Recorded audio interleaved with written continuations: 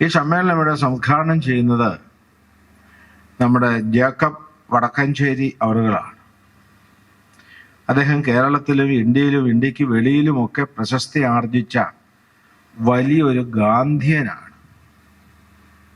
കേരളത്തിൽ ജീവിച്ചിരുന്ന പ്രമുഖരായ ഗാന്ധിയന്മാർ Manmathan sir, Kumarapilla sir, TN Gopinathan Nair sir, IM Velayudhan master എന്ന് തുടങ്ങിയ വലിയ ഗാന്ധിയന്മാരോടൊപ്പം ജീവിക്കുകയും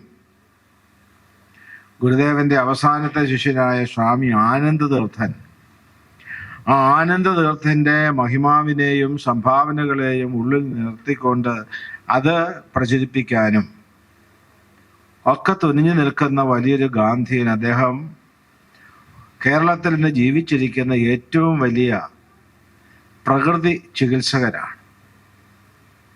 കേരളത്തിൻ്റെ നാനാഭാഗത്തും അദ്ദേഹത്തിൻ്റെ പ്രകൃതി ചികിത്സയുടെ ഹോസ്പിറ്റലുകളുണ്ട്. ഞാൻ ഈ ശിവഗിരിയിലെ തിരക്ക് പിടിച്ച ജീവിതത്തിനിടയിലും 2 ആഴ്ച മുമ്പ് ഒരാഴ്ചക്കാലം അദ്ദേഹത്തിൻ്റെ ആശുപത്രിയിൽ പോയി താമസിക്കുകയുണ്ടായി. ശാരീരികമായ കുറച്ച് അസ്വസ്ഥതകളൊക്കെ ഉണ്ടായിരുന്നു. ഇപ്പം പ്രകൃതി ചികിത്സ പരിശീലിച്ചാൽ കുറച്ചൊക്കെ ആശ്വാസം കിട്ടുമെന്ന്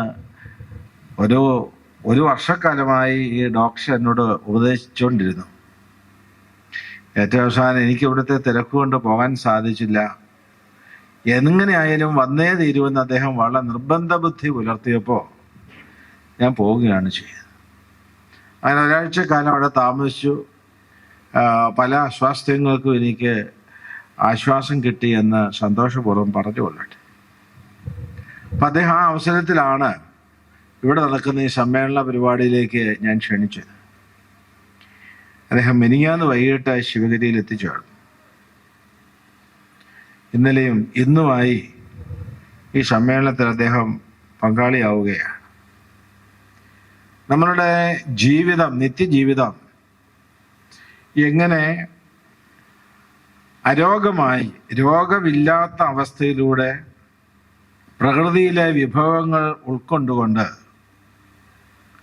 പ്രകൃതിയെ ആസ്വദിച്ചുകൊണ്ട് സേവിച്ചുകൊണ്ട് എങ്ങനെ ജീവിക്കാൻ സാധിക്കുമെന്നുള്ള പാഠങ്ങൾ അദ്ദേഹം പകർന്നു നൽകിയിട്ടുള്ളത് ചാനലുകളിലും അതുപോലെ വാട്സാപ്പിലും ഫേസ്ബുക്കിലുമൊക്കെ അദ്ദേഹത്തിൻ്റെ പ്രസംഗങ്ങൾ നിറഞ്ഞ് നിൽപ്പുണ്ട്.